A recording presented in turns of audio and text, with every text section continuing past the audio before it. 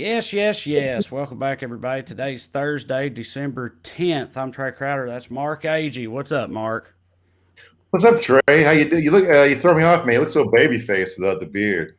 Yeah, I know. That's what people say. That's what I've always gotten. The feedback I've always gotten, baby faced when I don't have the beard. But like when I was in my 20s, I didn't like that because I didn't want to look like a teenager or something. But as I progressed down this, the path of this mortal coil, I think a little baby face action every now and then's all right. I like to switch it up, man. I like to, I've had that. That was my pandemic beard slash mustache, and it just felt like time. I don't know. It'll Yeah, grow back. yeah. To quote my boy LP, "Immortality's out of bounds. This is the one way ride." But you look downright cherubic? I don't know if I'm saying that right, but Yeah. that sounds pejorative, right? It means a little bit chubby, but I didn't mean it that way. I meant angelic. But Yeah.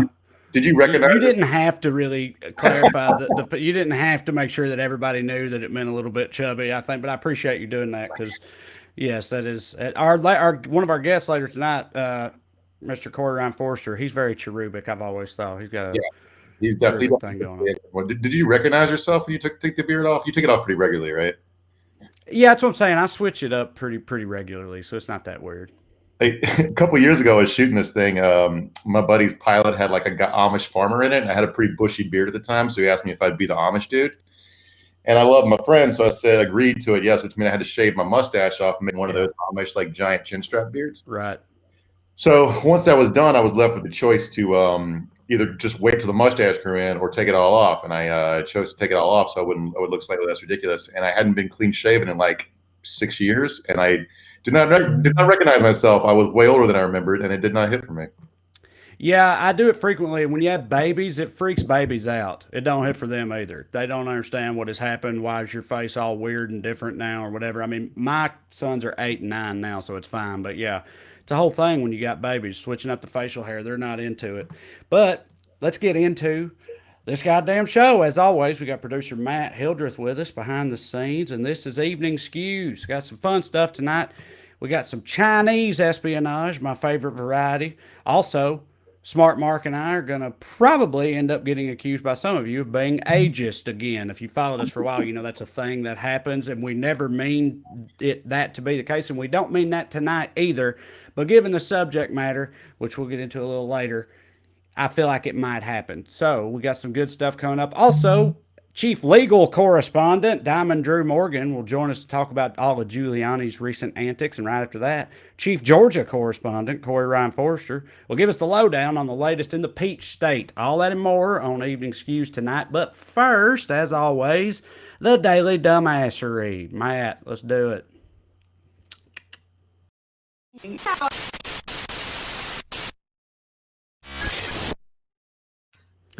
Tonight's dumbass is any one of you poor sons of bitches out there that contracted coronavirus and then did not have the foresight to be rich and powerful. Frankly, I don't know how you missed it. At this point, it is pretty clearly the most effective treatment for the disease. I mean, look at all the evidence. People like Ben Carson, Chris Christie, Donald Trump, some of the dumbest, oldest, fattest sons of bitches around made short work of coronavirus. Why? Because they had the good sense to be rich and powerful when they had it.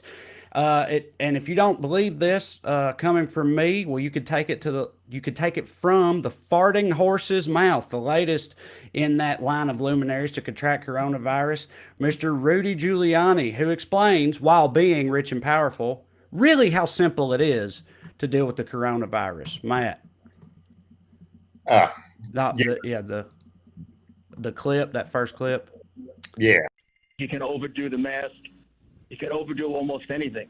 Everything done in moderation makes much more sense. My advice to people is get early treatment. The earlier you get treated for this, number one, you totally eliminate the chance of dying. And number two, you probably eliminate the chance of getting it, a more complicated illness. So, He's not wrong, Trey. no, I know it, right. The Yeah, problem it's is true. you and I, no one listening to this show, can check into the fucking hospital before they get symptoms and get Right. the monoclonal antibody shit that essentially seems like a miracle cure, except nobody can get it except for Trump and Giuliani and maybe Ben Carson. Right. This is that classic, like, just borrow money from your father, like advice that they give. Like, if you're unsure as a young person, you need some money to get on your feet, just borrow it from your parents Gosh, and start a business, be an entrepreneur. It's very simple. Just I do remember that. when Eh, eh, the guy who started Jimmy John's had a fundraiser slash rally for Mitt Romney. Mitt Romney was like, "You do what this guy did. He just got a small $50,000 loan from his parents and opened a restaurant." Right. Like, oh shit! Why the fuck didn't I think of that, Why Trey? did I think, right, exactly. And all the regular people with coronavirus, same thing. Why didn't I think of that? Get this special, highly advanced treatment super early that's not available for anyone else. And like, clearly he, is totally oblivious to that, which is always the thing that's most infuriating about this type of advice from these types of people. They genuinely don't realize the level of privilege that they have. Except he did, because this is something else he said today. So You're that right. You're right. Yes. Matt. He That says, graphic. "Wasn't me, I wouldn't have been put in the hospital, frankly," he told WABC Radio. "Sometimes when you're a celebrity, they're worried if something happens to you, they're going to be examine it more carefully and do everything right." He's right. It would make Trump look like a fucking idiot if his lawyer died of COVID in the middle of all his lawsuits. So they shot him up with super soldier serum, right? So he could get back to his day job. No, you're right. I like that. I wasn't thinking about that when I said what I just said, but that makes it like even worse, really. He's telling How people not does to wear masks, even though he knows he got special treatment. Right? Because that's the thing. Because like I always feel like with those again that type of advice, just borrow money from your parents, you'll be fine. It seems like genuine ignorance that they have. Like I was just saying, like they don't realize that that's not an option for people. But when he like clearly demonstrates that he does realize that he got special treatment, but still goes on there and, like you said, it's like don't overdo it with the mask. Just get early treatment. You can guarantee that you won't die. That's all you got to do. Like it's Yeah. egregious. Just check into Georgetown University Medical Center in the hospitality suite. They'll bring you room service in the morning and give you the monoclonal antibodies in the afternoon, and you can play shuffleboard. And that's awesome. Um, Yes. and even more egregious is the reason they did all this to get it. He's apparently all healed up, even though he's isolating, is so he can get back to his day job trying to get poll workers assassinated for the president. Like here's what they shot him up so he could do. Trey, should throw this clip, Matt. How can they say there's no fraud? Look at that woman. Look at her taking those ballots out. Look at them scurrying around with the ballots. Nobody in the room, hiding around. They look like this. They look like they're passing out dope, not just ballots. Quite obviously, surreptitiously passing around USB ports as if they're vials of heroin or cocaine. I mean, it's obvious to anyone who's a criminal investigator. Well, he hasn't been a criminal investigator in 30 years. Why he thinks that's how people get heroin now? People get it from pharmacies. Yeah. Right. Doctor prescriptions. The dark web. Yeah, on the dark web, you get heroin. You get heroin on 8chan. You do not fucking drive up on a street corner and do a hand to hand like on The Wire. So it's like, yeah, this whole thing's a fucking farce. I don't. What are your thoughts, Trey? You guys did or not, we'll get it worked out. Me, what's going on? Somebody let me know. I can hear you. Can you hear me? You're back. Yeah, Right? I can now. I can Yeah. now. Okay, cool. Okay, so I was just making fun of Rudy Giuliani, thinking don't get heroin off your dark web, off the dark web, and I was asking you what your thoughts are on this whole ridiculousness. Yeah, I mean, it seems like you said, he's not been a criminal investigator for 30 years or whatever. He's just pulling like plays out of his old playbook. Do you know what I mean? Like the whole, like he's very much of the war on drugs era and everything. And this was, it's like a go-to play. Anything you can like compare to drug use will instantly, demonize it further. Like it's just old school. It's just old school tactics, man. That's all he's doing is taking it back to the foundation, It's so out of touch. stupid. It's like he was describing how he thought like gay dudes hook up, and he was like, they go down to the porno theaters in Times Square. It's like, no, they got Tinder now, man. This is like you're Right. not how anything. Yes. Yeah, doesn't make any sense. We did want to give you guys an update on one of our favorite recent dumbasses, Melissa Carone, who is the famous drunk Michigan lady who we made fun of in the farting clip last week, that episode. But so it turns out Melissa Carone is a fairly recent name change. And one thing that's really funny about this is no one's figured out why she changed her name, because she didn't get married or divorced. She just changed her last name to Carone. Because if Rudy Giuliani Googled her under her other name, he would have noticed that she has a criminal history for, how should I describe this? She taped herself having sex with her boyfriend and then sent it to his ex-wife to harass her, and then tried to frame her for stealing the videos off her phone. Yes, just in time for Christmas. This lady is truly the gift that keeps on giving. You know, like everything that comes out about her. Yeah, the idea, she's got a theory she's peddling about the virus. Like, she sat there with Rudy Giuliani, who was later found out to have the virus. He was touching her, trying to get her to calm her shit down. Which, again, like we said before, if Rudy Giuliani's trying to get you to get your shit together, then your shit is really far apart.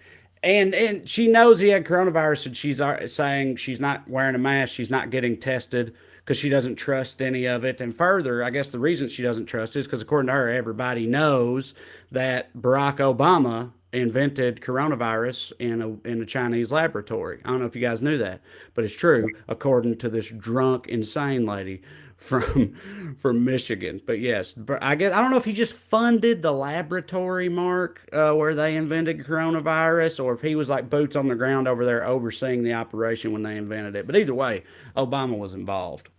Yeah, the theory goes, because there was like there's an NIH grant to some Chinese lab in like 2014, 2015 to try to prevent coronavirus pandemic outbreaks, like these the wet market outbreaks that China has every now and then, like SARS and swine flu or whatever. To stop this stuff from happening, obviously this was the plot to create COVID-19. This happened in 2015. They launched this plot to end Trump's presidency in 2020, because we all knew, we were so sure in 2015 Donald Trump was going to be president. And this is just another example of that thing. This happens all the time. Like, this has gotten brought up. I know we've talked about it on the show before, but like, it kills me, this idea that we on the left, like the American left, is both this like weak-willed, ineffectual, can't get nothing done, wants to please everybody because they're politically correct, and thus they have no actual sway because they don't have the stones to make things happen. Like, we are both that, and also hatching 5 years in advance foreign plague espionage plots to take down the president that, like you said, no one even thought would be elected at the time that we hatched it. Like, how smart and, ruthless are we versus how, dumb and weak and wussified they make us sound most of the time? Like, how is it possible that we're both things at the same time? I don't know, maybe it's like the all the birtherism stuff was so funny, because apparently back in 1950 whatever, or whatever Obama was born, they planted a birth announcement that was fake in order to groom this guy in Jakarta and whatever, madrasas, to be a Manchurian candidate to become president of the United States as like a communist, undercover communist Muslim socialist or whatever. Which is like, if you were, the whole point of the Manchurian candidate thing is you take somebody who's like from central casting to be a president, like a war veteran who's like a centrist from the Midwest or whatever. You don't try to place all your hopes on the first black president whose middle name is right. Right? It's like right. Yeah. Well, let's keep with China here for a little bit, because it's not, a lot of stuff going on, a lot of stuff coming out from China right now. In particular, espionage. Big story leaked this week about a Chinese spy by the name of Fang Fang, or Christine Fang, which I think I prefer, because I feel like I've got my accent saying Fang Fang about a Chinese person, just even though that is her name, it almost makes me uncomfortable. It sounds like I'm making fun of her or something, but that is her name. But she also went by Christine Fang. And anyway, she really got around the Democratic Party, apparently. A lot of Democrats were implicated, including California Representative Eric Swalwell, and even going so far as to say that apparently she had sexual relations with 2 Midwestern mayors. So she's literally all around the map, all echelons of the Democratic Party, doing what exactly is she doing, Mark? It's not really clear from the story what she was doing, but I do want to shout out and congratulate her on her patriotism, because it's nothing like a sacrifice you're making to have sex with two Midwestern mayors. It doesn't feel like it's high on the to-do list. She was a very pretty lady. Congratulations to her. So apparently what they say she's doing in that article was she would give donations in order to arrange to plant interns in people's offices, and these interns were unwitting agents for her. They would just tell her what's going on in the office and stuff. So it wasn't like the Americans or anything. It was just like she raised money and gave money and hooked somebody up with an internship or a job on a campaign, and be like, "Hey, what's going on over work? How's things?" And then that would be funneling information back to China, I guess, is the theory.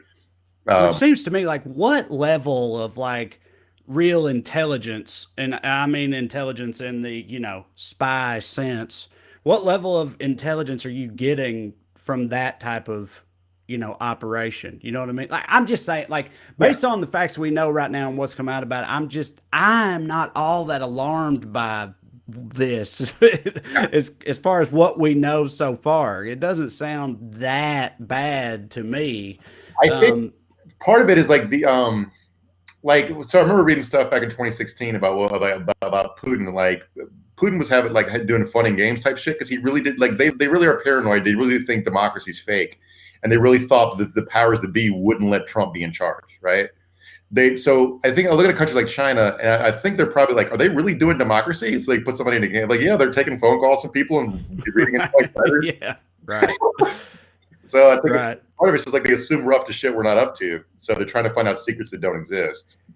Yep. Well, listen, we got Diamond Drew coming up shortly, and so I want to make sure to get to something before that, since I teased it at the top.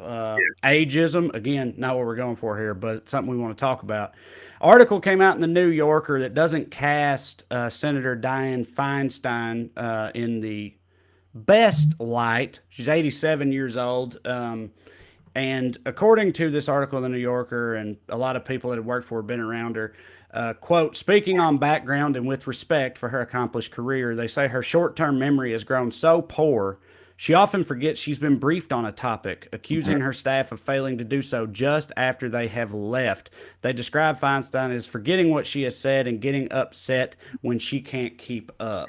And it's obviously it goes way further into detail, this New Yorker article, and it's all just has to do with her mental faculties and how they seem to be declining, which I'm sure is probably true. She's almost 90.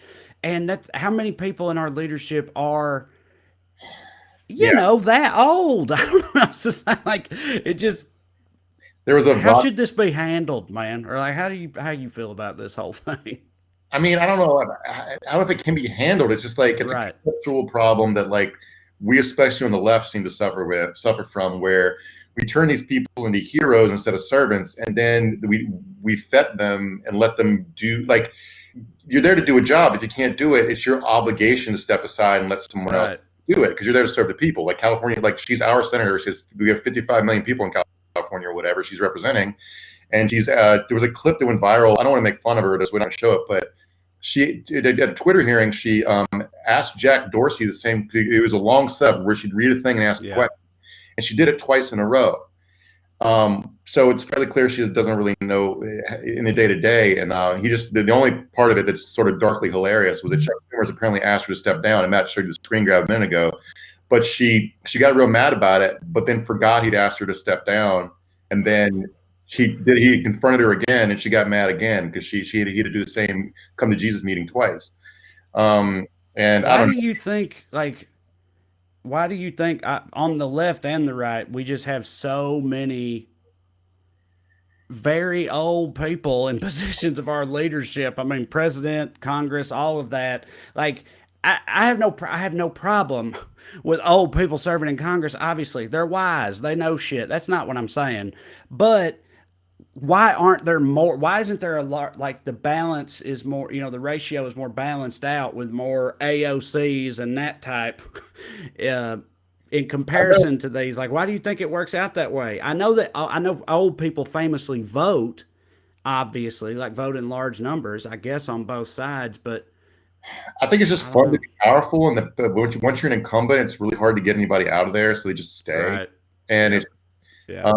and as far as the movement goes, like Republicans actually want to do shit.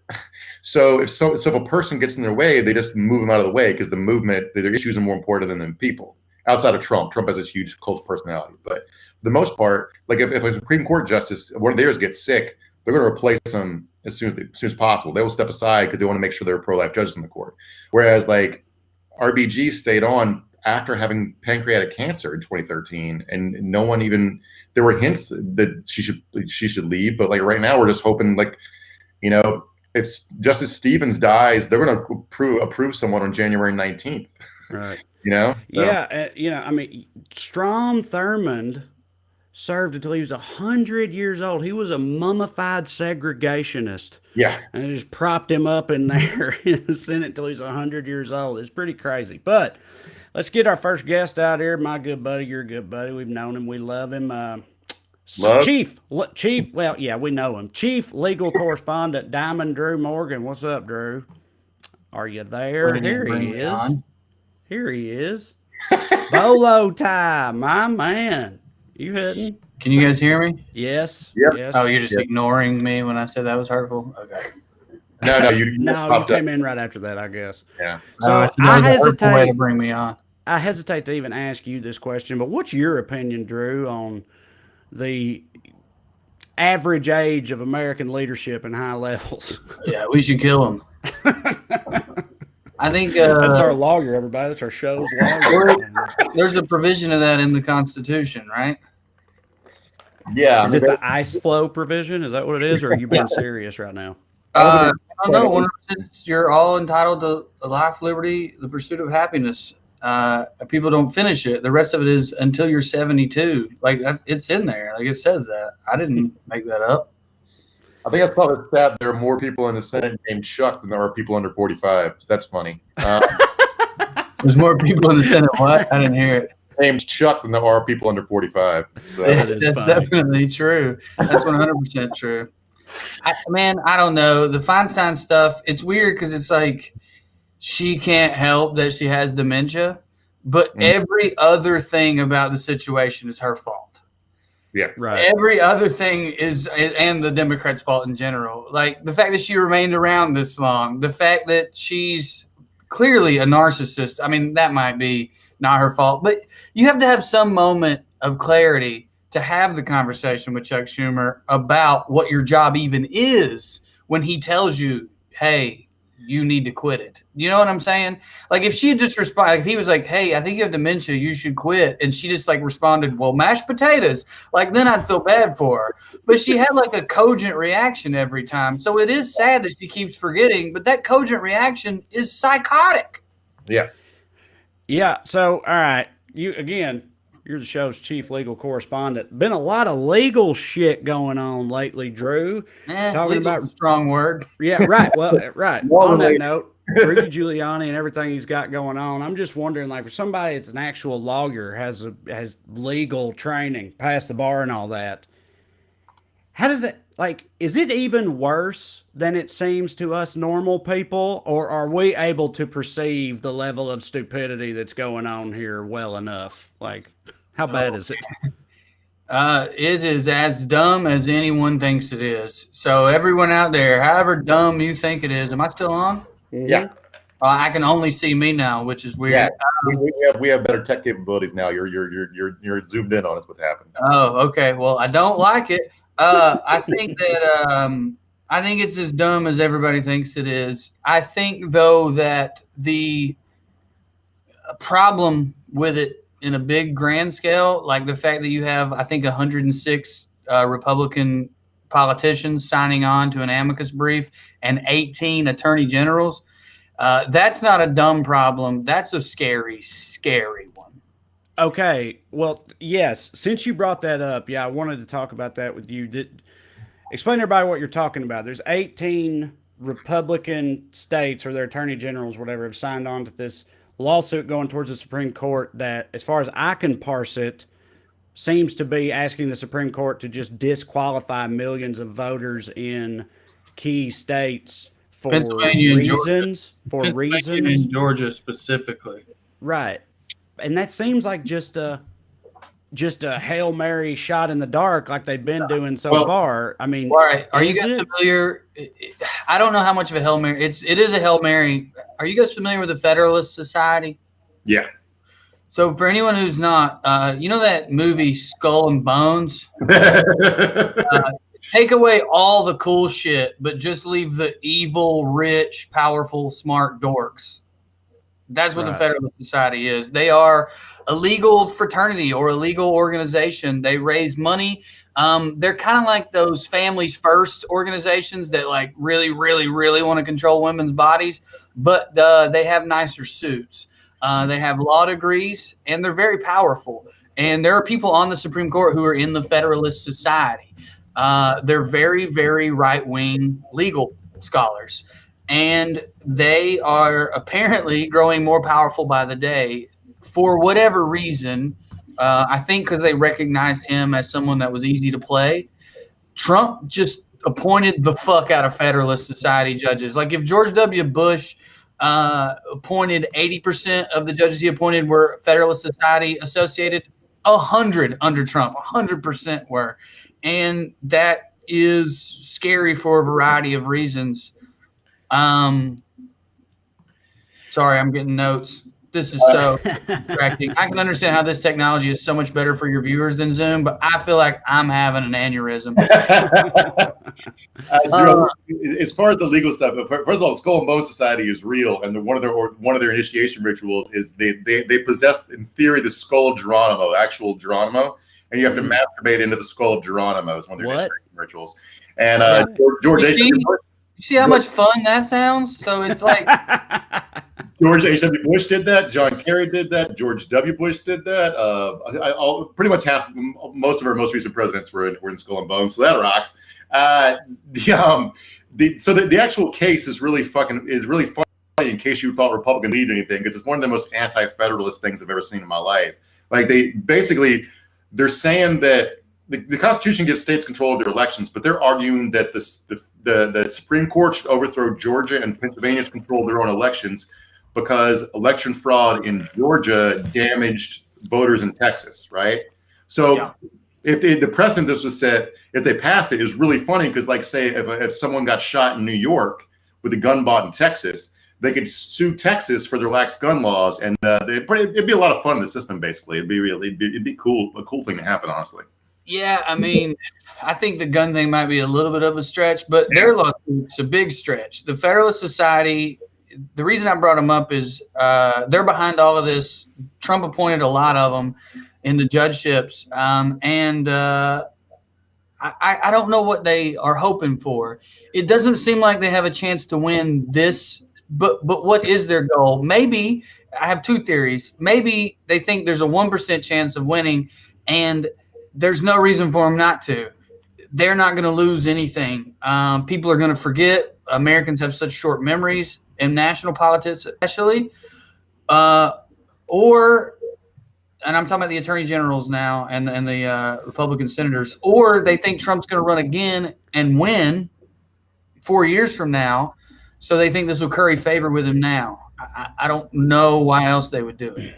I think it's just he has such complete control over the party that, like, anybody who doesn't try to overthrow an election now is going to be considered a rhino and primary. How, Mark, does he have control over the party when he just lost? This is what I'm saying is new territory, in my opinion, in American, at least recent American politics, that a loser can have such control over the party is proof that the people who are in power know that he has legions of scary followers. Yeah. Right. Well, that's the thing. Like, because I mean, we all know if he went to Georgia and straight up said publicly, "Do not vote for Loeffler or Perdue. That is my decree unto you as Baby King."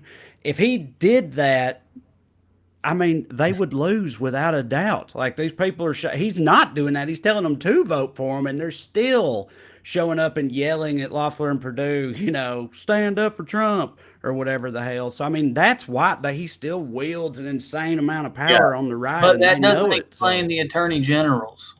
It does. To me, it does though, because like I read an analysis yesterday that made this point that like if you think Trump's fighting this battle to hold on to power of the presidency, you're probably off. But if you understand it's him fighting to keep, hold on to power over the Republican Party, he's absolutely won. And a political party being in control of it is very profitable. You know, like he's gonna be able to make a lot of money. He's already made $200 million and raised $200 million off his fans for his legal challenge. He's only spent $8 million, and I don't know why. He's put $192 million in his own his own pocket to use for future purposes that he could finance primaries for against all those attorney generals. That's one reason he's doing it. Oh, so it's a threat thing. It's like, are all those attorney generals elected? I'm pretty sure some of those attorney generals are appointed. Maybe it varies from state to state, right? That's what, yeah, and that's why I'm just really having a hard time wrapping my head around it, because I assume most of these people don't believe in anything. They're just mercs. Yeah. But I guess the scarier thing is, what if they do? Like, what if 18 attorney generals really think Donald Trump should just be president forever? Right. Yeah. I don't know. I go back and forth on whether I'm more terrified or upset by the idea of them actually believing all the shit they say, or, just doing it for their own personal gain or whatever. Like, I can't really decide which one I think is worse, Yeah. I mean, I don't understand what you're saying, because if there was a tremendous amount of electoral fraud and Venezuela had used vote machines to rig our elections, obviously it should be thrown out. It's just not just that isn't grounded in reality. So it's either they're psychos in pursuit of power, or they're psychos who are getting all their news from Twitter. Right, Yeah. but what I mean about those attorney generals, that's a great point. But I'm also saying, what if they know that the voter fraud's bullshit, but they just want Trump to be president so bad, and they love him so much that they'll do whatever he says? And that is what scares me, because, again, I see them as mercenaries, but I don't know what Trump has over them or why they feel the need to kowtow to him anymore. I think most of them just feel like it's political suicide on their side of things to not do that. I think that's how they feel about it. I don't know, but we were talking about Georgia, right? So let's overlap our guests for a little bit here, because the man who showed up, he's in the green room. Let's bring in Chief Georgia Correspondent Corey Ryan Forrester. Y'all know him. There he is. Hey, buddy. Skeeew! What about it, fellers? All right, listen, before I get some the actual stuff here, I want to make sure you guys are both on screen at the same time to say that the three of us, me, Corey, and Drew, not Mark, are having a online stand-up show this Saturday. I've mentioned it before. Just want to remind you again, it's only 2 short days away. We've all written a bunch of material. We're going to have some Christmas jokes, computer jokes, all kinds of other jokes. It's going to be fun. It's all brand new. None of you will have heard any of it before. So please check it out. I'm going to have producer Matt. We're going to attempt to put a link in the comments. Hopefully you can find it. But it's rushtix.com. Well Read. Well, R-E-D is the name of the show. Anyway, boys, how y'all feeling about it? Drew? Oh man, I'm super pumped, dude. I've been behind the desk all day, tapping away, writing the jokes, getting in the Christmas spirit. I'm pumped, man. I am also very excited. I have not been doing any of the things Corey just said today, but I have been earlier this week. Hell yeah. Well, we're going to have a good time. I feel confident saying if you viewed our last show, it was fun. We had a good time. It was fun. We had some slight technical difficulties up top. Those have been addressed and taken care of and will not be a problem this time. And we're going to go all out and have a good time. It's going to be fun. Someone asked how crude the humor would be, because they're going to have an elderly person there. It won't be as crude as me wishing death upon all of them their age as I did earlier. How about that? I mean, if y'all follow me or us at all, I mean, it's going to be about the level I would say that you expect. About which par is for to the say fairly crude, probably. When you say crude, if we're talking about, no, even that, yeah, fairly crude, probably. I'm opening up with a 2020 year monologue style, and the things that I'll be covering from 2020 are worse than any 4-letter expletive that anyone can hear. Yeah, I don't think it's good. Just started off real good and lighthearted. Get people in a good mood. I mean, there's still there's jokes.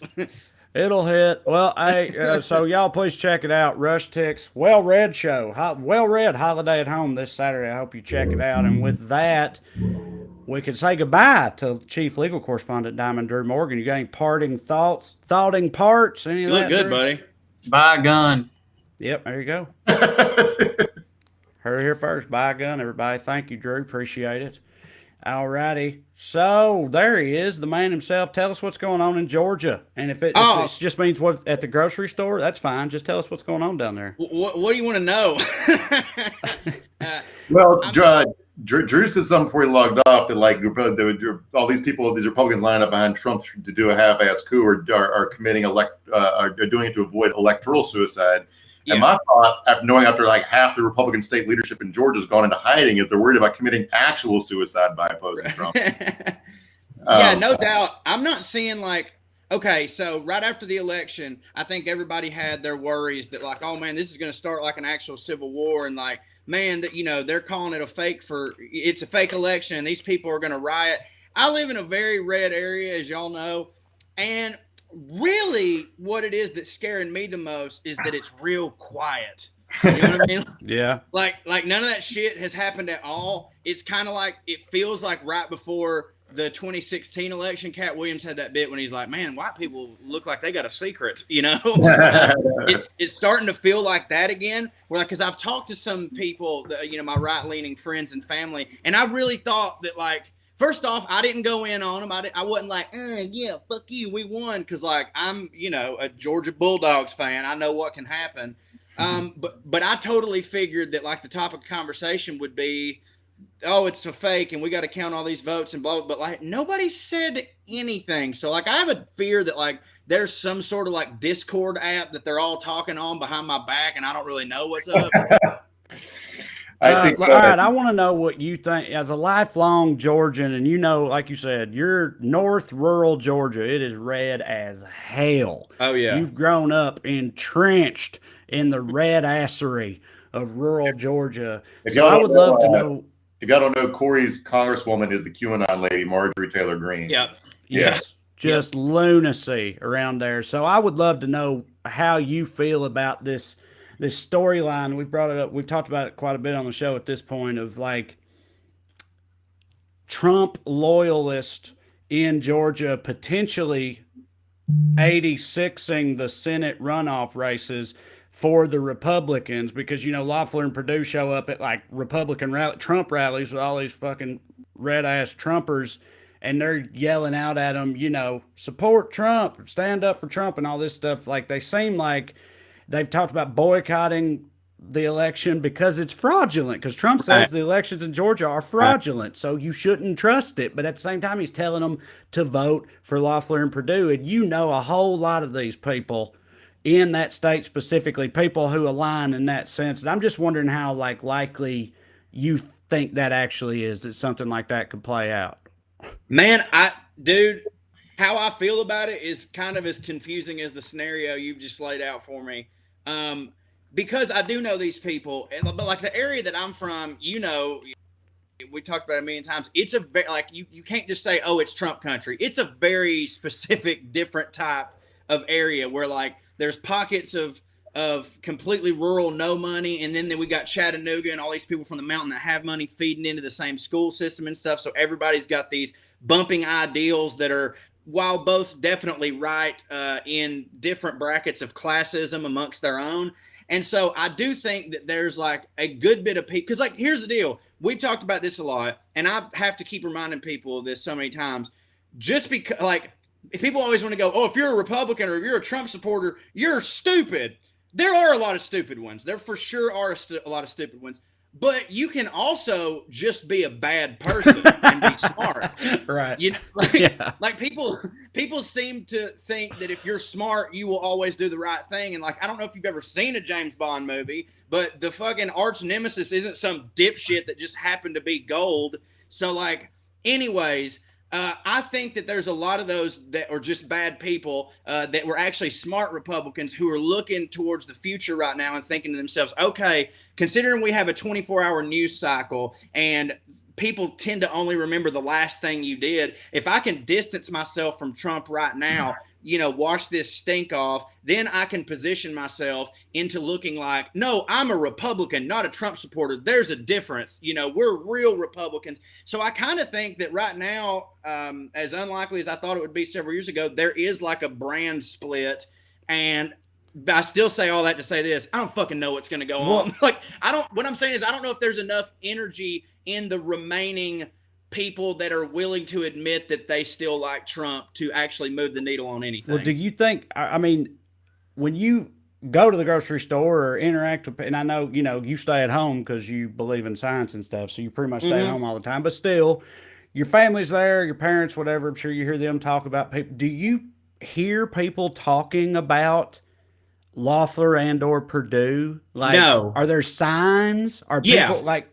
Okay. But dude, they got it like in a bundle with all their Trump shit. You know what I mean? Yeah. Like it was like buy 2 Trump flags, get a fucking Purdue sign for free or something like that. But like, dude, well, hey, as you said, I stay at home because I believe in science, but also I go to the grocery because of that, and I work from home, and you know what we do. I go to the grocery store at like 2:15 when I know ain't nobody gonna be there. It's like when I tell you that I talk to y'all when we record the podcast, that's about it.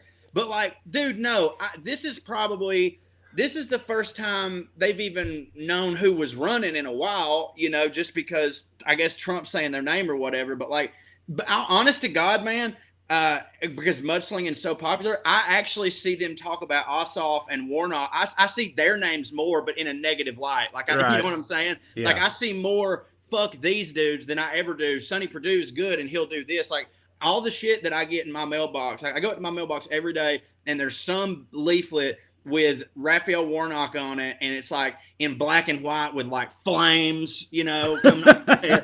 It's like Raphael Warnock said, "God damn the police," and I was like, "Ooh, that's a bop, hell yeah!" And then I was like, "Oh, never mind, this is supposed to not hit," So like that's what I'm seeing is just a bunch of that shit, but that's just in my mailbox. I don't know. Like I said, man, they're being suspiciously quiet, like they got a plan. You think it's like that the thing always said in Westerns is like, if you see Indians, be nervous. If you don't see Indians, be very nervous. Like that. That's exactly it. That's exactly it. That's what they say too around here. It's also about Indians. He's still giving the Indian advice. Yeah. Yeah. So I saw this earlier today, Corey. Here's something else happened in your state. The Georgia House Speaker says he will ask for legislation for a constitutional amendment that the Secretary of State will now be selected by the General Assembly instead of being elected. So your neighbors are responding to the election well by trying to go back and undo the Reconstruction. So that's nice. Well, hold on now. Say the top part of that again and try to put it from Mark language into my language because it's not right. time. And so your Secretary of State, Ben Roethlisberger. Yeah. Ben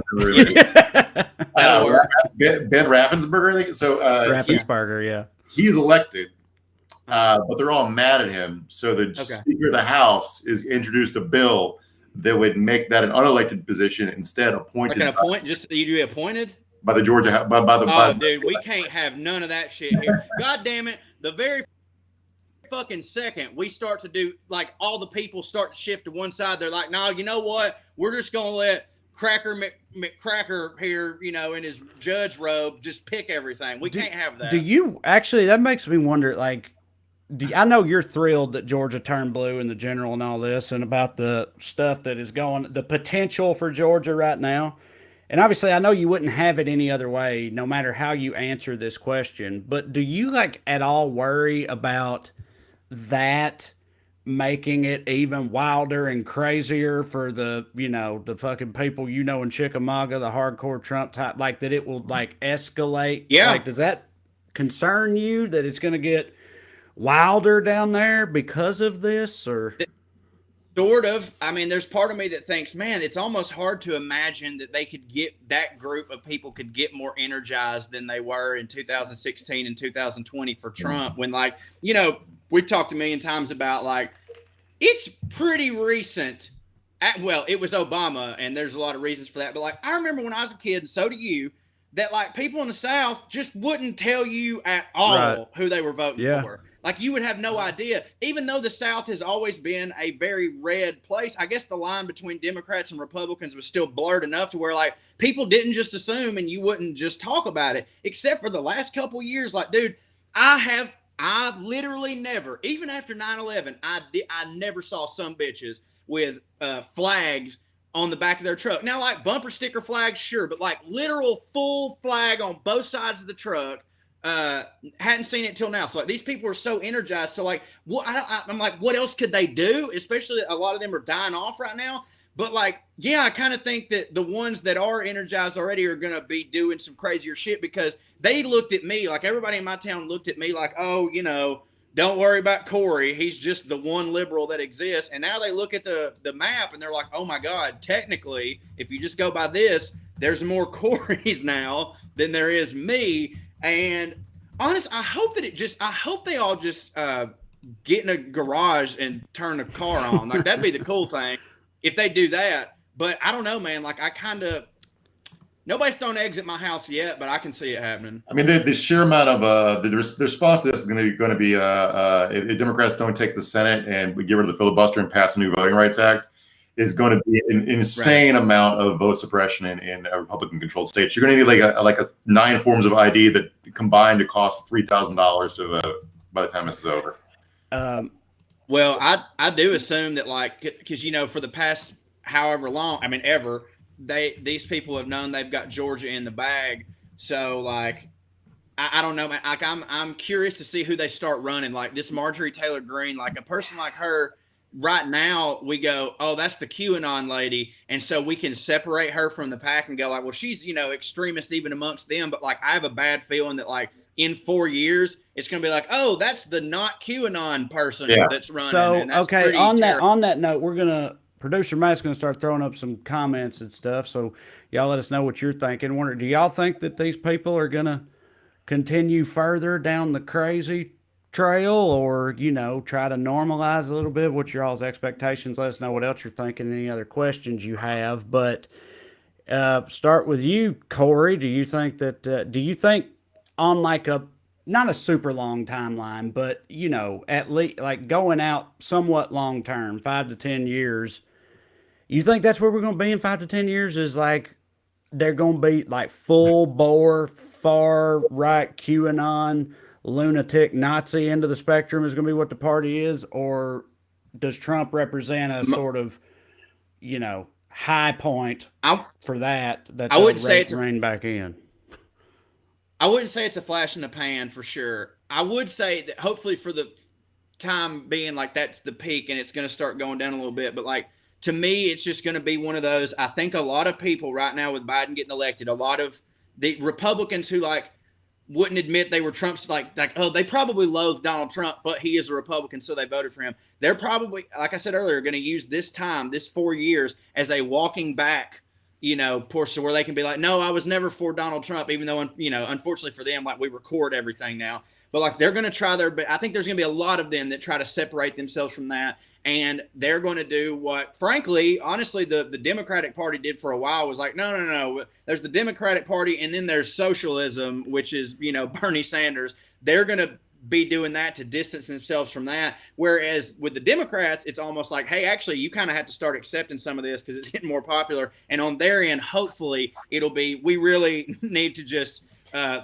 run on small government and no new taxes. Let's get back to the fucking basics. It's like there's no reason we have to start talking about Mexicans again. Like we did that. Like Robert Capper says they can't go back now without losing face. And I'm sorry, I don't know how much I believe that just because of how I've seen them operate over the past 4 years. You know, I mean, like Lindsey Graham, we were talking about it on a recent episode. Lindsey Graham said in 2016, if we nominate Donald Trump, it will be the death of the Republican Party or something like that. I'm paraphrasing. And who has been more on Trump's nuts in the past few years than Lindsey Graham? You know, like they don't care nothing about. For the record, some of them motherfuckers like that is the doubling downest group of human beings that's ever lived. So like, I do think there's going to be some of them playing the fiddle on that Titanic the whole way. The pipeline for Republican talent, political talent, is the college Republicans, and you go read about college Republicans. They're pretty radical at this point. And like you look at like the kid who just got elected to Mark Meadows' old seat, Madison Cawthorn, I think his name is.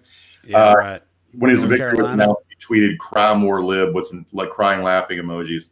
That's a statesman in 2020. Michelle Miller says this will have to be a long timeline. Republicans have sat back and watched this shit hit the fan this entire time. Yeah. Which, I mean, I agree with you, but I do also think, like we were talking about earlier, at the end of the day, it will ultimately come down to what works or not for them. You know, like right now they're all convinced that Trumpism is what works. Except, I mean, he just got his ass whipped, so I don't know. But like, you know what I mean? Like, Trey, did he get his ass whipped? Because he got 74 million votes. Like that's the thing is like we're in the middle of a huge recession and 250,000 people. There's going to be 400,000 people dead by February, and it barely affected his electoral prospects. Like that's true, but he still got soundly defeated. At the end of the day, what matters is winning the thing. And I mean, he got soundly defeated because of the other side's response to his bullshit. Like, they have to take some kind of messaging away from that, I would think. I think they're just going to come back have a more competent Trump type next time, and that terrifies me. I think what we're thinking, though, is that, like, you know, when people say, oh, can these people come back after supporting Trump? And it's like, well, you can't look at it on like what you as a Democrat think, because like, no, they can't ever come back to you. Like, you're never going to think of them as anything other, but like, can that other, they don't need you. Can that other side ever accept them back into the fold? And because I don't think the bar's that fucking high. You know what I'm saying? For them to come back, I don't know, man. Right. Like, well, okay. Well, all right. Comment from Natas L. Hector says, I'm registered Republican and the party is dead. The GOP is now Trump's. And I think there are, you know, people out there like Hector there. And I guess I'm wondering, like, then what is it? Where are the new people that they're going to, you know what I mean? They have to have lost reasonable Republicans like Hector. And then how many like new people are they going to be able to activate and bring into the fold with this new ideology they have? Is it going to be enough to like be relevant and competitive? See, my takeaway from you said like he lost Sane Republicans, but there's no proof for that. Like there's just he got more. He got 10 million more votes than he did in 2016. Right. Like, so like the what appears to have happened is electoral. We're so tribalized that electoral results are completely divorced from what happens in reality. People who vote Republican are going to vote Republican no matter what they do, and people who vote Democrat are going to vote Democratic no matter what they do. And everything else is based on turnout. Do you know what I'm saying? Like, Trump's thing about he could kill someone on Fifth Avenue is true. He could kill someone on Fifth Avenue and would not affect the votes. Yeah, he killed like probably 1,000 people on Fifth Avenue this year. Really? Right. Yeah. Yeah. Matter. Well, Fifth Avenue is probably fine because I don't know if you saw at the top of the show, That's Corey, true. the cure for coronavirus was being rich and powerful, so they were probably okay. Right. Rudy Giuliani just told everybody that, so but look into that. I know. I keep thinking about that South Park episode where Cartman gets AIDS and he goes to Magic Johnson's house to get the cure, and Johnson's like, "I don't know. This is what I take every night." And it's just money blended up into a syringe. Yeah. Like, I think this might work. Cash like, is the cure for AIDS. Yeah. Yeah. I don't know, man. I guess I'm just trying to be hopeful as far as it's hard for me to accept, not even believe. It's hard for me to accept that Trumpism, for lack of a better way to put their ideology, is a sustainable long-term strategy for the right in this country. On Track Stack from YouTube, I assume, says, you're forgetting about gerrymandering. That's a very good point. You're right. I mean, it's gerrymandering and like voter suppression and stuff, like the shit they're trying right now in Georgia. They have a whole lot of cards in their hand that they play to keep all of this shit from even mattering. You know what I mean? Like, right. So that's also a huge problem. That's why you're going to have Q Congress people, because all that matters is who wins the primary. And if you can turn enough people to win the primary, you're shooing in the general. It doesn't matter what you think. So yeah, I mean, we got one. Yeah. Yeah. And it's truly unbelievable, man. And like, shit. Thank you for bringing me down that notch, Trey, because I too was, trying to be hopeful, but like, man, when you really just, but like on the real, dude, like when you look at it and you're like, hey, we won, we beat Trump and Georgia flipped blue. You have to go, right. 73 million people though still were like, this is cool. Like they still turned out. Like it's I always used to despise the term, oh, we're a divided country. Because I was always just like, yeah, well, I mean, there's always been Republicans and Democrats, but like at the end of the day, we're not as divided as we think. There's just a couple issues that differentiate us, and one of us goes here, one of us goes there. But when we really talk to each other, we're kind of right in the middle, and that's good. And sometimes the pendulum swings this way, and sometimes it swings that way. But like, if anything Trump did that, like, I mean, honestly, maybe good that we at least know now before it got too bad, or maybe this is it getting too bad, is like, we truly are right now insanely divided on almost everything. Mm-hmm. Like, every single thing, because of this motherfucker, has become politicized. Every single thing. Yeah. Like and again, we won. Okay, we won.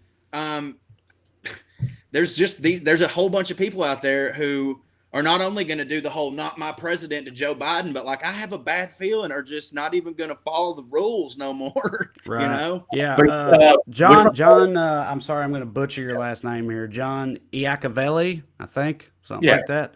John Iacovelli says we need to make Puerto Rico and D.C. states so we can rebalance the Senate.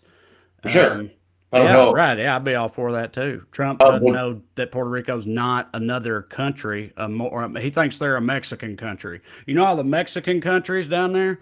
You got Honduras, Guatemala, Costa Rica, all the Mexican countries. He thinks Puerto Rico's a Mexican country. So it's not clear that. I mean, Puerto Rico, I think they don't want to be a state. So that's part of the issue with them. But also, you probably shouldn't make them a state against their will. That's, colonialism. But yeah, isn't that literally how the goddamn Civil War started? They added Missouri to bring balance to the force, and it pissed them all off. And they were like, "Yeah, pew pew, slaves." So that's what they were afraid they were going to do. They didn't do it till afterwards. So yeah. But also, like, there's no gear. I mean, not that this is the reason not to do it. Puerto Rico should be admitted as a state if they want, so they get representation along with their taxation. But they have a Republican governor. It's not clear why Republicans would even be super opposed to it, because they would be competitive in Puerto Rico.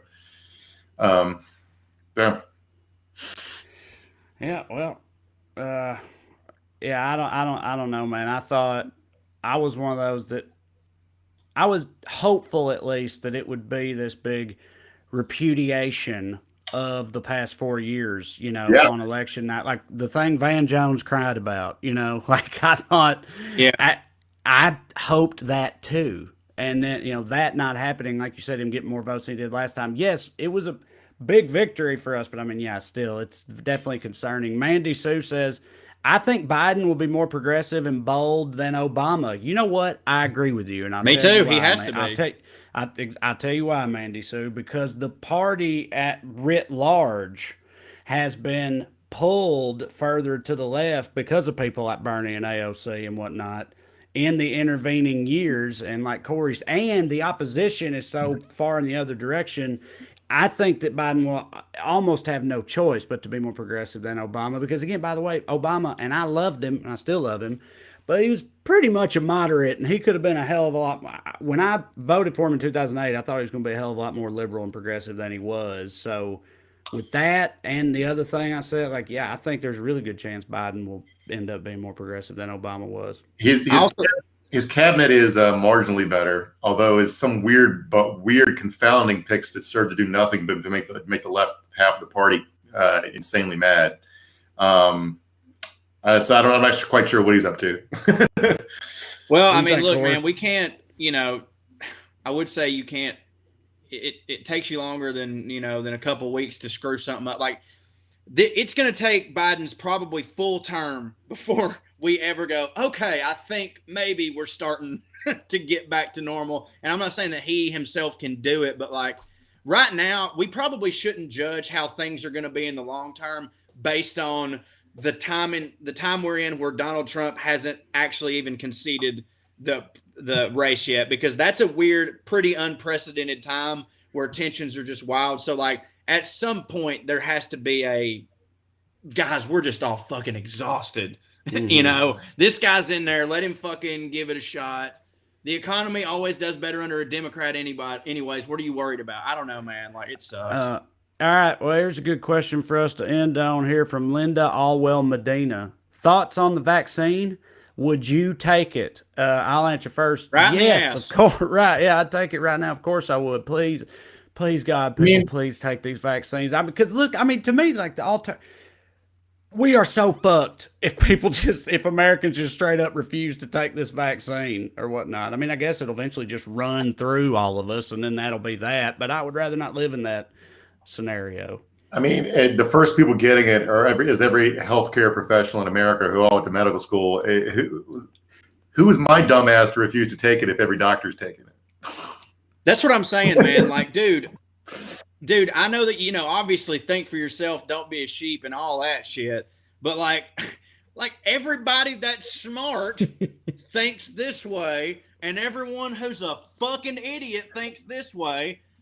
So I'm going to get the goddamn shot. I mean, fuck, dude. I'm sure that I know this is cliche, but I'm sure that during FDR's stint, there were some motherfuckers on the fence about polio because, oh, hell, I live on a yacht, whatever. I don't need my leg anyways. I just float. But, by the way, this is a short version of the story, but the Continental Congress was anti-vax, and British troops had immunity to smallpox. When a smallpox outbreak started among the revolutionaries, George Washington told Congress to fuck off and inoculated all the troops and eventually stopped the smallpox outbreak. The only reason we're a country is because people didn't listen to anti-vaxxers.